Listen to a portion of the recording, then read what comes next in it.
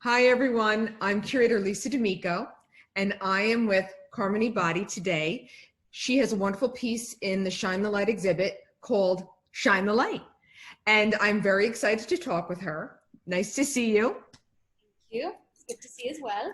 So when I was reviewing the art submissions and yours came across, yours struck me. For me as a curator and just as an art viewer, art lover, your piece is very strong and direct with the viewer. And you also, now correct me if I'm wrong, but when I was looking at your piece, it looks like you've used metallic paint. Am I right? Well, this is acrylics. Really? Yeah, I play with the acrylics, that's it. It's just gold, that's it. Okay. I see, and this is why I love this piece. It plays games with your eyes in the best way possible. Absolutely. And it's so bold. And tell me, okay, let's start off with the imagery. What's the inspiration behind it? So there's actually a story behind it. I created this piece in 2020 during my internship at Stanford Hospital when I was interning as a spiritual care provider. So this is a piece that came up during one of the interactions, and when I reflected on it, I painted it like after midnight, within an hour or so. And it was very random because I had not planned it, but I talked to my supervisor and somehow this image just popped up in my head. So the two things together, I mean, I'm a huge fan of adding darkness in the background, which is very intentional. So working at a hospital with patients during COVID had been super challenging for everyone, as well as for me. So darkness represents this, the black stands for darkness, and it can have various meanings for various people who belong to various spectrums. So the darkness and the golden is one of the combinations I pursue intentionally because gold for me represents divine presence. And so as a spiritual care provider, it was not only that I am providing the spiritual care, but I'm also receiving. So it's a two-way traffic. So every interaction, every happening for me is always a two-way traffic that not only am I interacting, I also learning from the other person. So this was actually a Pakistani patient, and I actually was born and raised in Pakistan. And this was a humble learning altogether. That's why the butterfly represents me and the metaphorical and literal representation of my birthplace.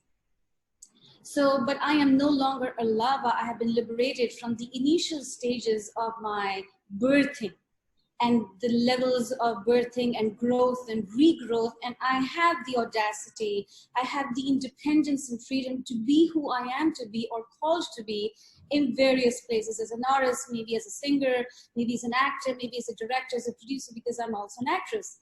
So in various spectrums, I am different with different people based on how the two-way traffic is. But this is who I am. And then the peacock has different symbolism in different spectrums for, you know, different religions. In Christianity, it's the resurrection of Christ. In the Native American culture, it is self-confidence, dignity, self-esteem. So overall indication of the symbolism of the peacock feather, it is to be humble, to display your energy or aptitudes when needed. And that's what I think I'm currently experiencing in various ways. So I'm always a student. I love to learn. I love to grow. So I have to be humble enough to be able to be in that space. So again, the color combination, olive green, I intentionally chose that because my middle name is Olive. That's my baptismal name.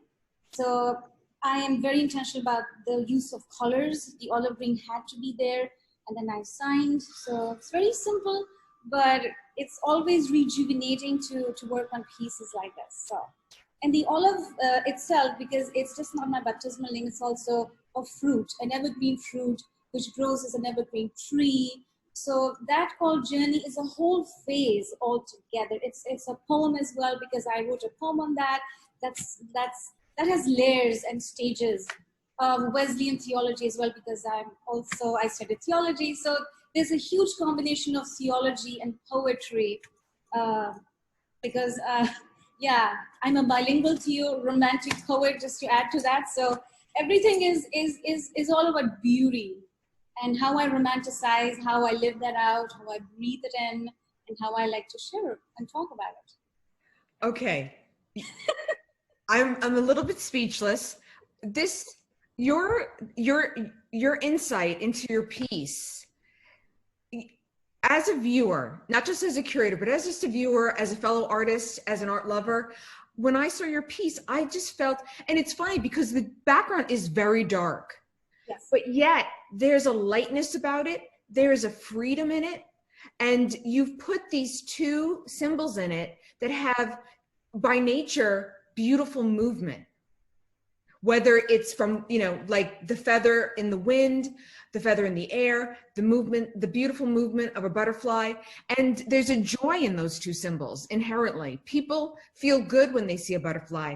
They feel good when they see feathers, because these are things that get off the ground. They're in, you know what I mean? They're in nature, they're around us, they're symbols of life. I mean, I love it so much. I really appreciate your kind words, and it's a huge honor to talk to you virtually. It's a huge honor to have my work exhibited and chosen among the different Rockland Arts Festival and now Shine the Light. And I forgot to mention, so initially the name of this piece was Rebirth. And so when I saw the call for art, it said Shine the Light. So I reflected more in depth, and I said, no, I think I need to rename it. Just like sometimes we're given a new name in a theological context. Abraham was called Abraham. So just as a theologian, I have a lot of, capitals and my own reflections on it or comments. So I said, okay, it has to be Shine the Light. No matter where I am, no matter who I am with, I have to be who I am. I cannot be who people expect me to be. And that's, first of all, I don't like being around selfish people or self-centered people. I like to be authentic, and I appreciate being around authentic people. So shine the light the way you are. I love to laugh a lot. I love to talk in metaphors and analogies. I love to be humorous. So these are the things that make my energy more glowing and positive. So yeah, we've got to be all shine the light.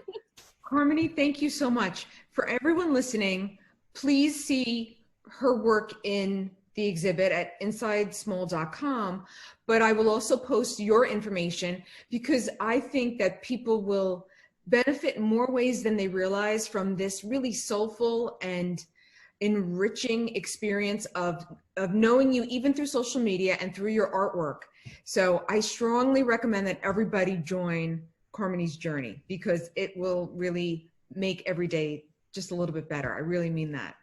It's wonderful. And it's wonderful getting to talk to you. Thank you so much. I appreciate this interview and appreciate talking to you as well. Thank you.